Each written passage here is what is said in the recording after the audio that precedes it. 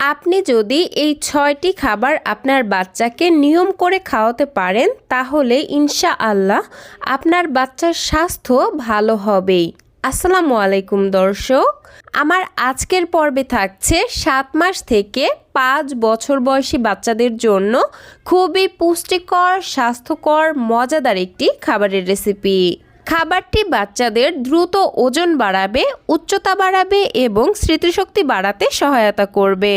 তো আজকের এই পুষ্টিকর রেসিপিটি তৈরি করার জন্য আমি প্রথমেই নিয়ে নিচ্ছি এইটুকু পরিমাণে নুডলস। আমি এখানে হাফ প্যাকেট নুডলস মোটামুটি 50%-এর মতো সেদ্ধ করে দেন খুব ভালোভাবে ধুয়ে নিয়েছি। যেহেতু নুডলসগুলো অনেক দিন ধরে প্যাকেটজাত করা থাকে, তাই কিন্তু এই নুডলসগুলোকে ভালো রাখার জন্য বিভিন্ন ধরনের প্রিজারভেটিভস বা কেমিক্যাল এর মধ্যে ব্যবহার করা হয়। তাই এই নুডলস বাচ্চাকে খাওয়ানোর আগে অবশ্যই খুব ভালোভাবে সেদ্ধ করে ধুয়ে নেওয়া উচিত। যাই হোক, এই নুডলসের সাথে আমার আরও লাগবে কিছুটা পরিমাণে সাবুদানা।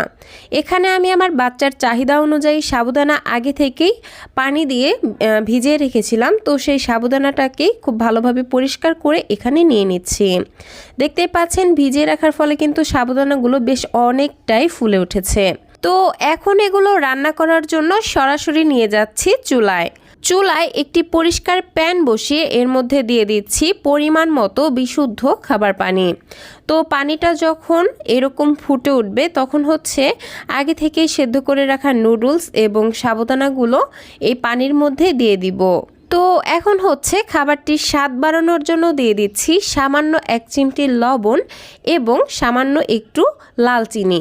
তবে যারা 1 বছরের কম বয়সী বাচ্চাদের জন্য খাবারটি রান্না করবেন তারা এখানে চিনি বা লবণ কোনোটাই ব্যবহার করবেন না, কারণ 1 বছরের আগে বাচ্চাদের খাবারে লবণ চিনি ব্যবহার করাটা নিষেধ। যাই হোক, এখন ঘন ঘন নেড়ে চেড়ে আমি এই নুডলসগুলো পুরোপুরিভাবে সেদ্ধ হওয়া পর্যন্ত রান্না করে নিচ্ছি। আমি যেহেতু নুডলসগুলোকে আগেই 50%-এর মতো সেদ্ধ করে নিয়েছি আর সাবুদানাগুলোকেও আগে থেকেই ভিজে রেখেছিলাম, সে কারণে কিন্তু এগুলো সেদ্ধ হতে খুব একটা বেশি সময় লাগবে না। আমি 3 থেকে 4 মিনিট রান্না করে নিয়েছি আর দেখতেই পাচ্ছেন এই সব কিছু কিন্তু খুব ভালোভাবেই সেদ্ধ হয়ে গেছে। এখন খাবারটিতে আমি আরও একটি পুষ্টিকর উপকরণ অ্যাড করব, আর তা মুরগির ডিম। তো এখানে আমি একটি মুরগির ডিম নিয়ে নিয়েছি আর ডিমটাকে একটি কাঁটা চামচের সাহায্যে খুব ভালোভাবে ফেটিয়ে নিচ্ছি। তো ডিমটাকে ফেটানো হয়ে গেলে এই নুডলসের মধ্যে অল্প অল্প করে দিয়ে দিচ্ছি আর ঘন ঘন নেড়ে চেড়ে খুব ভালোভাবে মিশিয়ে নিচ্ছি। যাদের বাচ্চাদের বয়স 10 মাসের কম তারা এখানে পুরো একটি ডিমের পরিবর্তে শুধুমাত্র ডিমের কুসুম এই খাবারটির মধ্যে দিয়ে দিবেন, কারণ ডিমের সাদা অংশে অ্যালবুমিন থাকে, যেটা অনেক সময় বাচ্চারা হজম করতে পারে না, বাচ্চাদের অ্যালার্জির সমস্যা দেখা দেয়। যাই হোক, ডিমটাকে খুব ভালোভাবে মিশিয়ে নেওয়ার পর আমি এর মধ্যে দিয়ে দেব কিছুটা পরিমাণে লিকুইড গরুর দুধ। এই দুধটাকে আমি আগে থেকে একটু জাল দিয়ে নিয়েছি। এখন খুবই সামান্য পরিমাণে খাবারটির মধ্যে দিয়ে দিলাম আর এখন প্রতিটি উপাদান খুব ভালোভাবে মিশিয়ে নিচ্ছি। তো আমার খাবারটি কিন্তু অলমোস্ট রান্না হয়ে গেছে। এখন খাবারটিকে চুলা থেকে নামানোর আগে আমি আরও 2টি পুষ্টিকর উপকরণ অ্যাড করব। তার মধ্যে একটি ঘি। এখানে আমি এইটুকু পরিমাণে ঘি দিয়ে দিচ্ছি। একই সাথে দিয়ে দিব প্রোটিন পাউডার, অর্থাৎ বাদামের গুঁড়া। এখানে 2 রকমের বাদাম খুব ভালোভাবে গুঁড়া করে নিয়েছি, সেখান থেকে 1 চামচের মতো দিয়ে দিলাম। এখন সব কিছু খুব ভালোভাবে নেড়েচেড়ে মিশিয়ে নিলেই কিন্তু খাবারটি বাচ্চাকে খাওয়ানোর জন্য একদম রেডি হয়ে যাবে। এখন বাচ্চাকে যেমন লিকুইড খাবার খাওয়ান, খাবারটিকে ঠিক সেই রকম লিকুইড রেখে চুলা থেকে নামিয়ে নেবেন। এই তো বাচ্চাদের জন্য খুবই পুষ্টিকর, ক্যালোরিবহুল, হাই প্রোটিন সমৃদ্ধ খাবার কিন্তু একদমই রেডি হয়ে গেল।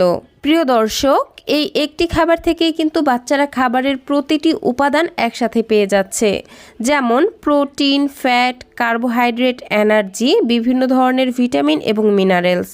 তো এজন্য কিন্তু খাবারটি বাচ্চারা অল্প পরিমাণে খেলেও বেশি পরিমাণে পুষ্টি পাবে, যে কারণে বাচ্চাদের দ্রুত ওজন বাড়বে, উচ্চতা বাড়াবে, স্মৃতিশক্তি বাড়াবে, একই সাথে বাচ্চাদের রোগ প্রতিরোধ ক্ষমতা বাড়াবে। তো দর্শক, এই ছিল আমার আজকের আয়োজন। ভিডিওটি কেমন লাগলো অবশ্যই ছোট্ট একটি কমেন্টের মাধ্যমে জানাবেন, আর ভালো লাগলে প্লিজ একটি লাইক দিবেন। বাচ্চাদের জন্য এরকম আরও নিত্য নতুন সহজ এবং পুষ্টিকর খাবারের রেসিপি পেতে প্লিজ আমার চ্যানেলটিকে সাবস্ক্রাইব করে পাশের ঘন্টাটি বাজিয়ে অলে সেট করে রাখবেন পরবর্তী ভিডিওর নোটিফিকেশন সবার আগে পাওয়ার জন্য। আজকের মতো বিদায় নিচ্ছি। সবাই ভালো থাকবেন, সুস্থ থাকবেন। আল্লাহ হাফেজ। আসসালামু আলাইকুম।